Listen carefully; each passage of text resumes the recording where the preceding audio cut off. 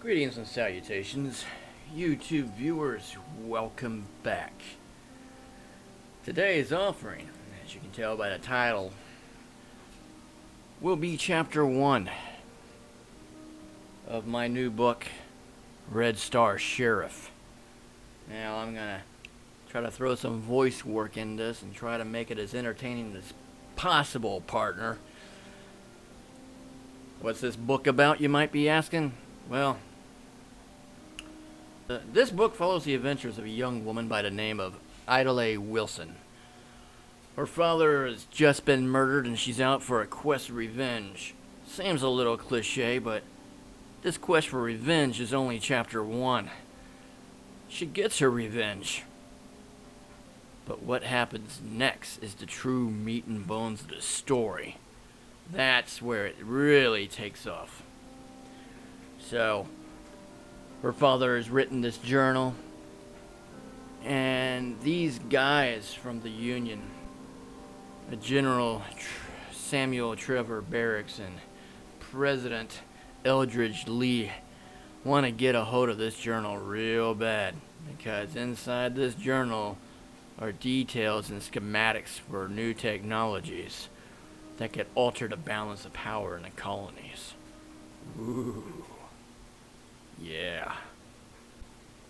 Right now, this particular book is the first book of 3. There will not be any more than 3. It's designed to be a trilogy because there's just so much to the story that I can't just work it into one book.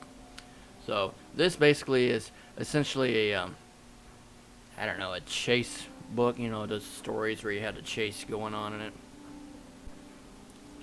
But of course, there's more to it than just that. So without further ado, without padding this any further, let's get into the first part of Red Star Sheriff. Okay. Act 1. Chapter 1. Revenge. The hand around her neck pressed her face harder into the filth-encrusted wall of brick and mud. She tried to stifle the sob threatening to rack her body as a calloused hand crawled up her thigh, sliding her frilled satin dress upwards to her waist. Her eyes clenched tighter and the sobbing broke through. A brief aside, this is in her head. "Oh, please don't rip my dress. Whatever you do to me, don't damage it. It's all I got left of my mama." A foul breath, thick with garlic and whiskey, caressed her right cheek as a grizzled face drew close to her ears. "Now quit your whimpering. You and I both know how much you're gonna enjoy this." His hand reached up, grabbed her undergarments, and yanked so hard the rip echoed wall to wall for several heart-wrenching seconds. A hungry chuckle rolled out, and he slowly rubbed the front of his pants against her buttocks. The enlarging bulge set her on a path to screaming. Before she could let it loose, though, hot liquid splattered across her face, dousing her hair in the process. A gurgled plea fell forth as his grip gave and his body hit the ground with a dull, thick thud. Lilybell opened her eyes and spun around. Her blonde, blood-soaked locks clung to her face like a wet, terrified cat. Her bonnet slid down her neck and hung by its ties, hands whipped to her chest. Her attacker lay on his back, throat slit, body convulsing, chest sucking in his final breaths. His last rasping protest ceased. Her heart was pounding, but a strange sense of satisfaction brought on a vicious grin as she watched his death knell. All of his kind disgusted her, and it was the least that he deserved. That grizzled tan visage, his shit-covered shirt, his twitching ochre boots, all of it reviled her. Even that mass of chestnut hair flickering in the sandy breeze. Lilybell forced herself to look away from the quivering mass and towards her brave savior, only to find a woman not even quite as tall as herself. Brick-red skin, flowing raven black hair hanging wildly from beneath a dirty, crimson-red brimmed hat. A calf-length leather duster, equally dirty, equally red, billowed out behind her, and in the woman's right hand, an impossibly large serrated knife dripping with the assailant's blood. The woman in red held the blade outward, not quite horizontal, but in a manner that suggested if the bastard tried to get back up, it was going to be driven deep into his gullet and twisted. There was a shallow shadow cast across the woman in red's brow line. Focused, narrowed eyes, fierce and onyx, stared hard at the body and studied the rest of the alley. Cracked lips and hard vertical lines belied her young visage. A tingle ran up Lilybell's spine, and she opened her mouth to say something, anything, when gruff voices, jesting and braying, came sauntering down the alleyway head. "Hey, Gil, how long you gonna take to—" "Oh, shit!" The two men reached for their guns. In her head. "Well?" Lilybell let a sigh slip loose. "It was nice while it lasted." However, in the time it took to form a cross over her chest and those men's weapons to come to bear, the woman in red had dropped her heavy blade, which fell straight down to pierce the groin of the dead man. He didn't seem to mind. He wasn't using them anymore anyway. Pulled both of her enormous revolvers and fired 2 shots that tore through those men like they were wet paper. In her head. "Oh!" Lilybell leapt back a step, seeing a bright light and being rattled by the fiercest explosion she had ever heard a gun make. The smell of copper and electricity filled the air. One outlaw's head erupted in a fountain of blood and gore. What was left of his shredded body flopped into the ground in a wet, slurpy splat. The second man took a blast to the chest and received a similar fate. The only difference being his bloody mass went careening into the wall behind him, giving a fresh paint of viscera and brain matter. His arms, meanwhile, made an effort of escape back down the alley. They didn't get very far. Maybe too much. The woman in red muttered and thumbed what looked to Lilybell like 2 small flat discs on the inner pistol grips of those lethal widowmakers. In her head. "Oh dear, oh dear." Lilybell fanned herself with her hand, yet she couldn't tear her eyes away from the bits of shredded meat, the pools of blood covering just about everything, the organs snaking across the dirty, dusty ground, rolling around in a muck like dropped sausage at the county fair. The sheer gore of the scene, the violence. Something clicked in her head. A glimmer of some new emotion she never knew she could feel. Her head grew light. Her vision drew far away. A pulsing sensation said, none of this is real. But there she stood, in the middle of a truth she was only now coming to understand. In her head. This is what justice looks like. The sort of justice that these cowards fear.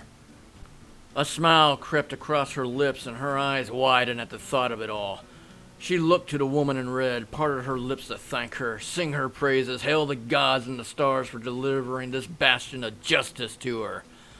Instead, the woman in red grabbed Lilybell by the shoulder and shoved her towards a flight of stairs that, somewhere in the back of Lilybell's mind, she knew led into the back room of the general store.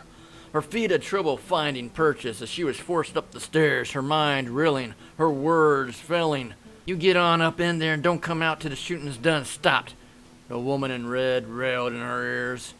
Thank you, goddess of vengeance. You saved my life, punished the wicked, brought back true law to this town who's forgotten what that is," were all words she hoped to say, but all that came out was heavy grunting breaths. As she was pushed forward, she raced to the top of the stairs, free of the woman in red's grip. Once at the top, she looked back towards the alley, seeing the total scene of the aftermath in all its vicious glory. And there was the woman in red. She was no longer looking at Lilybell, but rather checking her rounds, spinning their chambers along her thighs, and then racing towards the main street where the dead man's friends had come clomping towards them, expecting an easy time, and finding only oblivion instead. Justice! The woman in red's duster trailed behind her, beating out a funeral dirge for those unlucky or stupid enough to be caught in her crosshairs. In her head. "Godspeed, my lady. Godspeed." Lilybell smiled and waved. Then the explosive force of the woman in red's harbingers of death started back up, and Lilybell fled inside. Aidele held her weapons out at arm's length. Each weighed no more than 5 pounds, yet both could deliver a shot with the force of a cannonball fired at the speed of light. Red tubes ran the silver barrels from tip to hilt. Every time she pulled the trigger, they glowed like soldered steel. She called them her irons, though their construction was of a considerably rarer element. They were as long as her forearm and half as thick, yet the built-in kinetic regulators allowed her to wield them as if they were little more than water pistols. Those cold ferrymen were mementos of him, their creator. And it was because of him she had come to Rented City. It was because of her father's death that 30 bastards had to die. The wind kicked in hard as she exited the alleyway. Dust blew down the dirty street while 2 men saw her and took cover by water barrels outside of the jailhouse. Aidele thumbed a disc on her irons halfway and fired. The revolvers made a satisfying hum just before they discharged their specialized rounds. The barrel in front of one man exploded into a cloud of water, wood, and blood, sending him flying backwards into the building wall and through the jailhouse window, his torso shredded flesh. More shots rang out as the other man peeked out of cover to open up on her position. She leapt to her left and into the cover of a trough. Bullets buried deep. The water inside streamed out tiny hose. Aidele popped back up and returned fire. Another barrel destroyed, another bloody mess. She thumbed the inner disc back a quarter and looked around the streets. She knew there were more out there, could hear some of them yelling to one another. They were coming and coming fast. She needed better cover, or this little quest of hers is going to come to a sudden and painful end. In her head, "Tally time, girl." She saw a stairwell outside of a tailor shop and rushed towards it. Took out those 2 lookouts entering town. That fuck trying to have his way with that girl. His 2 friends and these losses. Okay, 7 down, 23 to go, including the big boss himself, Kern fucking Michaels. I'm coming for you son bitch. She hit the top of the stairwell and found a throughway to an open balcony. Beyond was an alleyway to her right. On the left, doors to a series of apartments. She knelt down by the balcony rail. A crossbeam nearby connected across the alley to another building. It would be a narrow walk, but was as good a way as any. Aidele furrowed her brow and ran a hand across her forehead. She clenched her eyes and sighed deeply.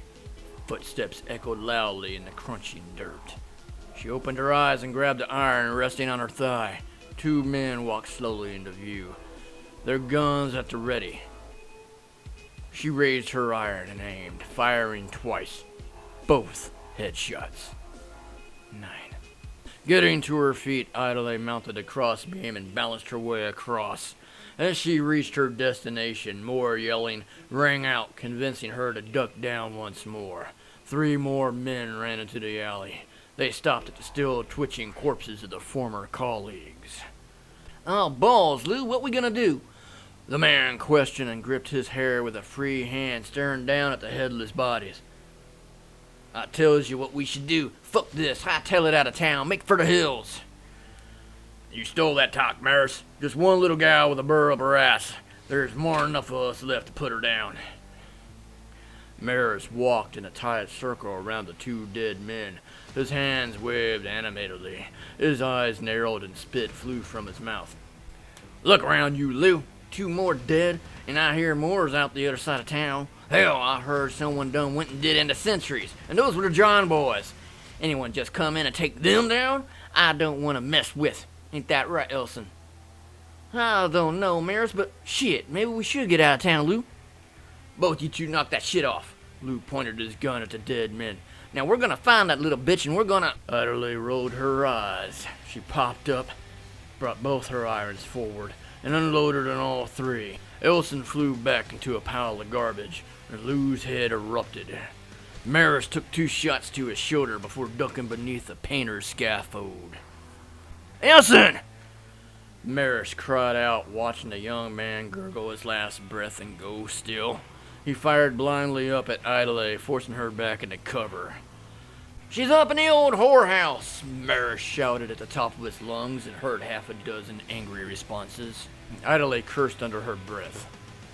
Looking around, she knew she had little time. To the left and right were windows. Behind her, a corridor ran into the building. She ran through the upper entrance and down the hallway, passing 4 doors. As she neared a stairwell at the far end, 3 men came thundering up. She aimed her irons, dropping back a doorway, and opened fire on the men as they lumbered into the hall. She dropped 2 of them, while the last took cover behind a wall and fired around the corner. She growled and pushed into a room with her left shoulder, slamming the door shut behind her. Beside her was a bookcase that looked made of solid oak and full of books. Putting all her might into it, she pushed the whole unit over until it crashed in front of the doorway. It wouldn't hold the men out indefinitely, but she was certain it would be just long enough. There was a window, and she prayed it opened out to another building. Whimpering came from a walk-in closet as Aidele passed, and she stopped to see 2 women sitting on the floor holding one another. They looked at her and their grips tightened. Thumping came from behind, and Aidele looked back to see dust being pounded off the blocked door as Kern's men shouted and cursed, trying to burst inward. She turned to the 2 women and held up a hand. "You ladies stay put now. No matter what you hear, don't leave this closet." They nodded just as fast as their heads could manage as Aidele headed towards the window. She saw a short jump to a single-story roof and leapt out to run across. Getting to the edge, she leapt over to a stairwell. 3 men ran below, looking up as she made the jump. "She's heading to the saloon! She's headed!" His head blew off as she fired and aimed for the others. 1 man fired back, lodging his shots into the wood of the stairs she crouched upon. Aidele blasted his rear shoulders as he fled. He tried to stand back up from his sprawl, but 2 more shots into his back put him down for good. The last man managed to escape. A grumble escaped her lips as she pushed up and rushed into the saloon, hearing the voices of angry men closing in. Matthew Kyle raced into the bank, yelling at the top of his lungs in a panic that Kern Michaels just didn't care for.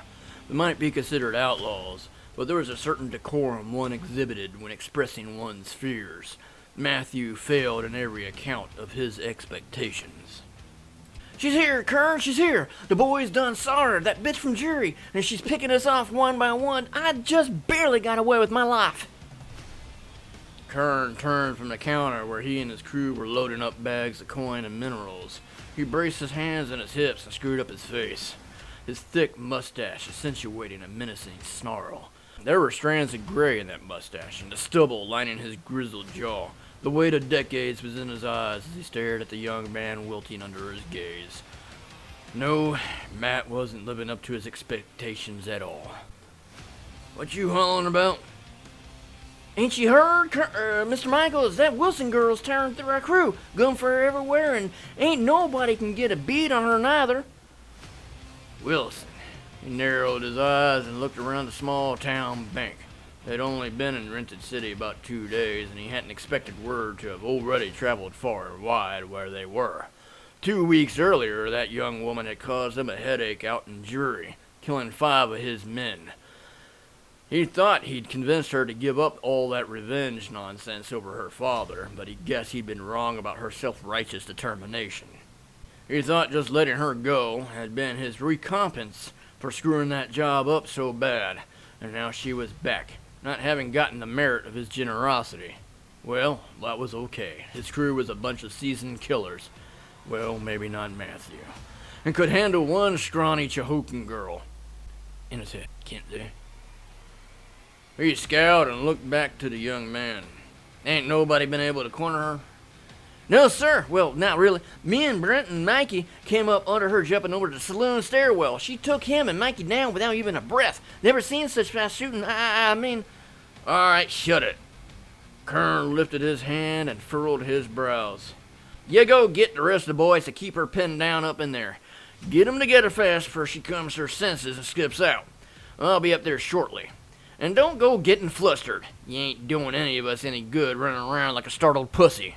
"Yes, sir, Mr. Michaels." The young man turned and ran out of the bank doors. Kern heard him shouting the second he exited to get the crew to the saloon. In his head, "Nope. Definitely ain't cut out for this life for that one. First things first, though." Kern turned to the 5 crew members with him in the bank. They'd stopped loading the bags of the broad handcart and were staring at him in expectation. They'd been hankering for a real fight for weeks. The local law just hadn't met their cravings and had gone down easy and fast. And now Ms. Wilson was back for a rematch. In turn, the bank workers tied up in the corner looked at one another and then Kern with a nervous trepidation, kerchiefs in their mouths stifling any words. Maybe, Kern reflected, they were just waiting for the right person to put his head on a bike. He couldn't say he could blame them for the sentiment. After all, the day was still young and Wilson was a real hellcracker. Not a woman who went down as easy as the local law enforcers, which was one of the reasons he let her go to begin with, if he was being honest with himself. A frown crossed his face and his head. Beginning to wish I never heard of that Sam Barracks fella. Well, you heard the boy. Get your asses in gear so's we can show young Miss Wilson a good old time. If she's in the saloon, we'll have a real good chance of trapping her up in there. Only 2 ways out, so you're out back when we get there. Got it? They all nodded and headed out. Kern followed, his hand never leaving the butt of his sidearm, a tense dread clawing up his spine. Aidele jumped through an open window around the back of the saloon and stood in the middle of a room where 2 men hunkered down at a tiny table in the corner playing a hand of cards. They looked at her, their expressions ones of terror. One of the white-haired old men swallowed hard as he spoke. Miss, I'd just as soon not be involved in this if you don't mind. She tugged on the brim of her gray lance hat. You gents don't mind me, just passing through. Aidele exited the room and was met with hollering from all across the saloon. She frowned as she slowed to a walk, irons held before her, and gazed to the floor. In her head, how many did I take down? 13? No, 15. Shit. She pondered, counted down the bodies laying to waste in her head. Half down, 15 to go. Damn. And they all know I'm here now. She hurried down the hall and darted into her room that was at the front of the saloon's 2nd floor. At the window, she knelt down. In the open street below, a dozen men were taking cover surrounding the saloon. Where are the others? Where the hell is Kern? They had to be around back. Kern had her cornered. Not how she imagined this day going. And once again, your dumbass gets stuck in a bind. Then, there he was, strolling out into the clearing just across the street, as if this were just an ice cream social. Miss Wilson, he called out and came to a stop between 2 of his men, hands resting on his revolvers. I assume that's you causing all this ruckus. Don't gotta be this way, you know. Why don't you come on out and we discuss this civilly? She squinted, her brows knitting deeply. Her lips drew taut and she lifted her iron. The shot blasted through an electric pole, taking his hat off. Lucky fuck. I'm guessing you ain't in a talking mood, he caustically shouted, recovering from his hasty duck, then looked to his men still remaining. Well, what you waiting for? Get on up in there. His henchmen hesitantly looked at him and reluctantly pushed towards the saloon. Aidele smiled, dialed back her iron for a clean shot, and filled a man with 1 discharge. She didn't get another, as a volley of fire rang the window and she was forced out of the room to seek better cover. Saloon patrons were running every which way as she re-entered the corridor. There was a poker room acting as a connecting juncture to the upstairs rooms, and the balcony overlook of the tavern itself. Entering in a crouch, Aidele made her way over to the opposite doorway overlooking the downstairs tavern. 11 angry outlaws rushed in, flipping over tables to seek cover behind them, the bar, and support pillars. There was no way she was going to be able to put them down from her position, especially Kern, who was cowering behind one of those pillars. Maybe I can get a shot at him from the other side of the overlook. No good. They're headed to the stairs, so 11 in here. The remaining 3 must be out back. Les Maris and that one swift-footed Garnet done headed for the hills. Patrons rushed out behind the gang as 5 men split off and ran under the balcony. This left 6 men in the saloon foyer. There was almost a sigh of relief out of her. Almost. With 6 in the foyer, 8 were still in play out of sight. Think, woman, think. How do we handle this? Wilson, Kern shouted. Why are you hiding now? Thought you had unfinished business with me. Don't worry, cocksucker. I ain't escaping. It's you and me, Buttercup, and at least one of us is leaving in a body bag. She let a dark smile creep across her face. "First, I gotta dance with your little buddies." "Maybe she just runned off, out the back," a man at the end of the bar muttered. "Nah, she ain't running. Edge's pot's got the rear with some crew sides. Stairwell's covered too. Even if she wanted to run, she ain't going nowhere." Kern chuckled. There was creaking coming from behind her, and Aidele took in a deep breath. They were doing a room-by-room search for her. Every skill she'd learned, every scenario she'd prepared for, was about to be put to the test. Keeping out of sight, she ducked behind a sofa and waited. There were 4 ways into the poker room. One out to the balcony where there was the twin stairwell leading to the tavern floor, and she knew no one was coming up there. After all 6 men were waiting for her to be stupid enough to come down guns blazing. Another exit was to a hallway just behind where she crouched. The other 2 formed an intersection at the poker hall where she waited. Kern's men would be coming from all 3 directions. She was sure of it and could hear a few now.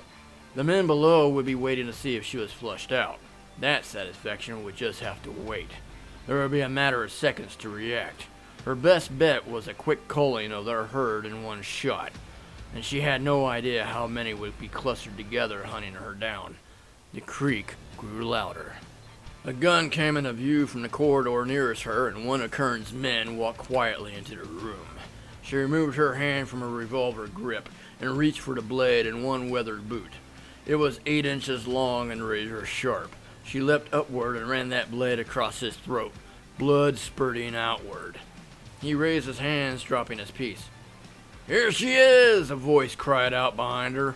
In that same moment, she allowed the man in her grip to crumple to the floor, flipped the blade into her palm, and turned around to toss it at the man coming up the hallway. The blade caught him in his eye, tipped first, before he could even pull his trigger. She drew both her irons and fired at 2 men following him. Before any of them could hit the floor, she heard thumping and cocking of guns from the opposite end of the poker room and turned around, thumbing the disc on her left iron to the halfway mark. She targeted a man across the foyer, taking aim. 2 shots zipped through her duster, just missing her body as she returned fire. The expelled round hit the first man, causing him to explode into an inferno. The man behind him caught fire and thrust himself against the wall, screaming. Thumbing down the disc again, she fired, his head erupting into a volcano of gore. The hallway went up in flames as the corridor walls started collapsing in on themselves. Shit. So much for doing as little damage as possible. Down in the tavern, Kern and his crew had their hands to their faces as wood was falling from the ceiling. One chandelier fell to the floor from its hitches. Timber collapsed into one of the men trying to flee down a back stairwell and into the tavern. The building was still quaking from the blast. "Fuck balls! Boys!" Kern called out. "What the hell was that? What's going on up there?" Aidele stepped backwards into the hallway behind her and reloaded her irons. The dead man at her feet almost caused her to trip. Her blade was still sticking out of his eye. There was no need to retrieve it. She had 5 blades remaining in all, 2 in her boots, 3 in her inner pockets, all ready to be thrown. The first thing was first. She popped a cylinder out of its chamber and shoved it into the amble cup on her belt to be reused later. From another cup, she pulled a loaded cylinder and pushed it into the iron's waiting chamber. The cylinder spun and she prepared to move on, listening for more yelling to get closer. The flames across the way were growing larger and fiercer. Aidele's thoughts. "Way to go, dipshit. Hope this place stays standing long enough. Elsewise, Kern might just head outside and watch you get burnt out." A door opened behind her and a pair of hands grabbed her and pulled her inside the room. She was tossed into a bed, her irons flying across the room into motion. She got a look at the man, a bloody wound to his shoulder and hip, snarl plastered across his grizzled features. "Why, hello, Maris." Aidele thrust out her foot, nailing him in the groin before he could respond, and as he reached over, she dropped down to grab her guns. Maris recovered before she was able to reach them and grabbed her by the throat, forcing her back to the bed. This time, she managed to get her feet under her, leapt up and flipped over him. Twisting in the air, she grabbed his head and came down with all her force, pulling his head onto the spiked bedpost on the end. The spike drove straight through his eye and out the back of his head. She got back to her knees and looked at his twitching body hanging off the bedpost like a worm on a hook. She picked up her revolvers and headed out the back door to the room and to another hallway running the back half of the saloon. Out in the fresh corridor, a man was headed towards her way. She ducked back inside and behind a door and waited until he was inside the room looking at the body. "Look, where?" Aidele came out behind the door and shoved a blade deep into his neck. He dropped his gun and reached up to grab the blade and pull it out. However, she held on with a vicious grip. "Don't worry, I'll lead," she said, twisting the blade and eliciting a sort of gargled scream. She led him out of the room and down the hallway, keeping him from falling over, his eyes already glazing over. Here she found a secondary stairwell that she'd seen running for cover not even 10 minutes before. It led right down behind the bar itself. Kern was screaming his head off. He was angry, and he was scared. The satisfaction of hearing it in his voice made her even more determined to see this through, come hell or high water. 6 left. "Boys!" Kern called out. Engulfing flames in the second story were filling the saloon with the sounds of crackling wood, falling timber, breaking glass, and the smell of acrid smoke. They weren't making any effort to come up after her, nor were they leaving despite the worried protests of his crew. "What's going on? She dead?" "We need to leave, Kern. The whole place is coming down." "Not till I know the little wench is dead." "She'll be dead soon, Kern." "Sorry, Kern. Your boys had better things to do up here and better afterlives to do 'em in," Aidele called back with a smile. The man she had by the scruff of the neck and bleeding throat was dying fast and wouldn't be much use much longer. "Not yet, sugar. Almost, though. Then you can rest the rest of the wicked." The saloon rattled and Kern screamed out. "So what next, Wilson? You expect us to just let you rock out the front door, call it quits? Or we all gonna perish here together?" Aidele laughed. "Nope, I'm coming down, Kern. Now we finish this." "Well, come on, then." She leaned forward, not letting her grip slip off the knife or the collar of the outlaw. They went careening down the stairs, 2 at a time, flames starting to kiss this half of the building. Aidele almost fell twice. At the bottom, Kern and his remaining men opened fire. She let go of the man being pelted by gunfire, slid over the bar at her side, firing as she went, taking 2 shots to the shoulder and hip, but downing one of the outlaws in the process.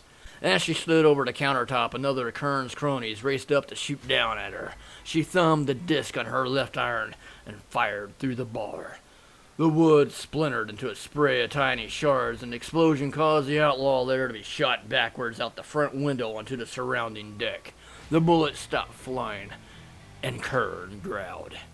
His 2 remaining associates whimpered but didn't make the break. A large part of the rear of the saloon collapsed, blocking off the back exits. 3 left. She leaned back against the inner bar wall, her body throbbing. There was a wound to her shoulder, thigh, and hip. If she didn't finish Kern now, she wouldn't even be hobbling out of town, let alone leaving the saloon before it finally burned down. She felt her inner pocket inside. It didn't feel damaged. The little splitter her father had created in her head. "Finish him, girl, or you don't deserve to walk out of here." "Hot damn, woman, you can shoot," Kern sighed. "Let's finish this." She heard Kern grunt as he and his last 2 men stood up from where they'd taken cover and walked to the center of the room. The clump of their boots stopped. The flames were a roaring symphony as she looked up, saw the ceiling was a raging inferno. Now or never. She placed the edge of her muzzle flat against her forehead, pushing her gray lance up just a bit. The other she reholstered. She wasn't going to need it now. "What you say, Wilson? You got spirit, give you that." He let out a loud, sighing grunt and made his voice louder as the baluster started popping out of the rails they were holding up. "You know, killing your pappy tweren't nothing personal." Aidele gave a humorless laugh and shook her head. "Was to me." She reached into her inner pocket and pulled out the splitter. She nodded and took in a deep breath. "You can do this." "I gotta go sometime. Might as well go with our boots on," Kern spat out. She nodded. "Can't argue with that philosophy, you bastard." In a blur of motion, Aidele pushed herself to her feet, bringing the small round object to bear, and tossed it towards them. Nearly an instant later, she brought up her one pistol as Kern and his men took aim. Time froze. Flaming debris fell from the ceiling. Her enemy's guns raised higher. Her arms still extended from tossing her instrument in final reckoning forward as the splitter divided in half, approaching the outlaws. Each side became little spinning discs that sunk into each henchman's chest on either side of Kern and detonated with the force of a grenade. Their guts sprayed all over Kern, forcing him to cover his face, and then Aidele fired 4 shots, one disarming him, one into his left shoulder, one into his belly, and one just above his heart. Kern went sprawling backwards to land hard on his back. A piece of burning paper landed on his face, singeing his mustache, and he howled, staring up at the roiling ceiling as smoke filled his eyes. Aidele walked towards the former outlaw, deliberately slow, mindless of the carnage taking place around her, and kicked his weapon out of reach. She held her iron towards him, its surface glittering from the flames now seeking out the supporting walls of the foundation. Kern gave a nod and smiled with a cough. His grizzled and heavily mustached face were covered in blood and spittle. The fire that had sputtered on his whiskers winked out of existence. "Well, what you waiting for? Guess what you came for?" He coughed a slight chuckle. "The fool with my crew and you mow through us like hell's fury. Color me impressed, Miss Wilson." A scowl crossed her face. "Don't want your accolades. Only thing I want is you looking me in the eyes as I do you in." He lifted his head and fixed her with his gaze. "You can do with me what you will, but they ain't never gonna forget about that." A shot rang out, and his face shattered under the force. She stood there a moment, the lifeblood of Kern, her father's murderer, the savage who terrorized the sutures, pouring out of that hole in his face like a dam had burst. She holstered her iron, never taking her eyes off of his corpse. "Didn't say nothing about talking neither." Aidele turned and walked towards the saloon exit, the building interior giving in to the devouring fire. Every step was a symphony of pain. She tried not to let it show, but the hobble was impossible to avoid as she walked through the doors and stopped. Onlookers were staring at her, the whole street filled with Kern's victims, all trying to avoid the burning building as smoke billowed outward through windows upstairs. A dinging bell signaled that they had called for the water truck. Most of the people weren't as fixated on the saloon, though. They just seemed shocked and full with the haze that it was really over. Some cheered as she continued onward. Some scowled and spoke quietly to one another that they loved that saloon and weren't looking forward to the rebuilding. Aidele said nothing, only headed in the direction of her horse near the entrance of town. She was tired, hurt, and just done from her little war. Then there was still quite the ride ahead of her, and she'd probably have to stop and give herself a field wrap so she didn't bleed out. But that was for when she was out of town. After. The sounds of the collapsing saloon followed her down the town streets, as did several of the locals who were far more interested in her than the loss of their favorite watering hole. It had been quiet for far too long. Then the cheers had begun. She wasn't sure what that meant, but Lilybell decided to venture outside from where she had hidden in the general store's storeroom. The gunfire had long since stopped, and now was probably as good a time as ever to head back out into the alleyway. As she walked down the stairs, there was a din from a crowd of people rushing down the street. Her assailants from before were still lying where they fell, and she took care not to step on them or their drying blood as she headed out towards the alleyway entrance. As she exited, a group of women went rushing by. "What happened?" A woman in a bonnet by the name of Gretchen turned to her and took her shoulders. Lilybell thought about pulling away. After all, they weren't exactly friends. But Gretchen's excitement was so palpable, she found herself entranced. "You didn't hear, Lilybell? Kern Michaels and his gang are dead. We're free." Gretchen laughed in Lily Bell's face, causing spit to fly into her eye, and then turned to her friends and walked away. Lily Bell scowled and wiped her eye. Whore. She followed the throngs of people down the dusty streets to see what had happened. Smoke was rising into the air somewhere beyond the main street, out near the tavern. Her brow furrowed. She hated this town, hated the people in it, all save for her mother, who had brought them here out of fear of her grandfather. But her mother was dead now, dead because of this damn town. But even so, she supposed she had to be happy about the news. The last several days had been hell. Probably wouldn't fix how abusive her foster home was, though. He's dead, Lily Bell whispered and saw a familiar figure crossing the street where the people were congregating. It was the woman who had saved her from Kern's thugs. The woman in red. Lily Bell made her way down the long street to the far side of town. Dozens of citizenry were whooping it up, carrying on, waving their hats, praising the woman in red. To Lily Bell, she seemed broken and hurt, yet still walked with the gait of a hardened gunslinger. And that same thrill from earlier settled in Lily Bell's gut, causing her to quicken her pace. To meet this heroic woman, who put her life on the line for them, was the only driving force in her body. However, there wasn't any way to get any closer to the woman in red. There were just too many people clustered up in the middle of the streets. But she could see the mayor, that coward who'd hidden himself away during all of this, rushing up to the woman who'd mounted her horse near the eastern entrance and was angling out of town. Lily Bell stood across the street from them and watched on her tippy toes, mesmerized and awed. "Miss! Miss!" the mayor cried out and stopped in front of the woman. She offered up an expression that said, "Hurry it up. You done us all a great favor, and be honored to offer you the badge of sheriff, given that damn Kern wiped out our lawmen when he rode in. We need strong, law-minded individuals such as yourself taking care of business." The woman in red frowned at the smiling mayor. "I'm glad I could be of help, sir, but this was about a justice no one else seemed willing to dispense. I wish you luck in finding a sheriff, though." She began to ride away, but he stepped in front of her horse again. At least tell us the name. We're a brave hunter." A pregnant pause. Then, Aidele Wilson. "Three cheers for Miss Aidele Wilson," the mayor shouted to the crowd. "Hip, hip, hooray!" The crowd joined in and then shouted twice more as the woman in red shook her head and rode onward. Lily Bell took a step back, surprised. The woman was headed her way.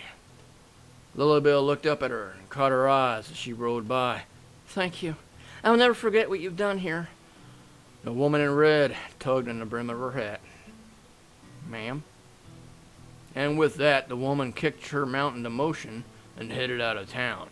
Lily Bell watched her silhouette against the reddening sky, waited until the woman in red had disappeared into the distant sutures beyond, and still stood there long after the townspeople had dispersed. Justice. No one else seemed willing to dispense. That's what she said. One day soon, I'm going to be just like her. I'm going to dispense the justice nobody else seemed willing to deliver. I'll be the one they will be afraid to take advantage of. I'll be the one that makes them run the other way. Because justice, true justice, is what keeps the monsters awake at night. Woo-wee! Well, if you made it this far and you got all the way to the end here and you listened to the entire thing, I wanna thank you for listening to Chapter 1. You are a brave soul and a determined soul. That means you're interested. And if you're interested, well, you know what? That means you'd like this. And well, hopefully it means you like this, and I like to think that as a consequence, you're gonna go ahead and go pick up that book. Go buy it now. You know, that way you don't have to wait. You don't have to wait for new postings of these to go up. Go buy the book. Check out some of my other stuff I got going on too at my author's site. You can go over there right now. Hey, you don't even have to wait. You already heard the first chapter. You can see what comes next. You don't have to wait however long it's going to take for the next chapter to be made available. No, you don't. You can go buy it now. But really, I appreciate you sticking around. I appreciate you listening to all this. I appreciate you taking the time out of your day to enjoy what I have to offer. I also hope you enjoyed my faux Sam Elliott voice. I don't know why I decided to read it in that manner. I have no idea why I decided to read it in that manner, but I did. I did because it seemed the most natural thing. Also, my female's voices I know are a little disconcerting because I'm not a female. And I do not have the voice program that allow me to alter my voice to sound like a female. Also, I am not entirely certain what Aidele sounds like. I know that she is a person of Native American heritage, and I know that she was raised out in the sutures of the wastelands. So, but that doesn't necessarily mean that she always spent a lot of time around some of these characters that are clearly hicks and rednecks and blah blah blah yada yada yada. You know, the stereotypical country out in the wasteland type people. So she might not necessarily sound that way naturally. Even so, hope you'll come back for the next chapter. I think what I'm going to do is go ahead and release a chapter on Monday and a chapter on Friday. So there will be 2 chapters a week. Okay? 2 chapters a week. Monday and Friday. Because there's 20 chapters altogether, and I feel like 10 weeks is probably more than enough time to build up interest in my book. And hopefully there is interest. Thank you again. Stay safe. And I look forward to bringing you more productions in the future that hopefully will be just as entertaining. More so, even. And take care of yourselves. And I'll talk to you next time. I'll see you next time. Peace. If you think I should have a certain close off or something like that, just let me know. I am not entirely certain how to close things off. All I've been doing is saying, "Hey, peace," and I don't know that really holds a lot of weight at the end of my videos anymore. But I don't know. I don't know. Like Bowser says, I don't know. It's just one of those things that we got to figure out. I don't know. I love his videos. I love them. They're great. Anyhow, you let me know if you think I should have a close off something. Go ahead, comment below, share your thoughts and opinions. But for now, thank you for watching, thank you for listening, and peace out. I'll talk to y'all later.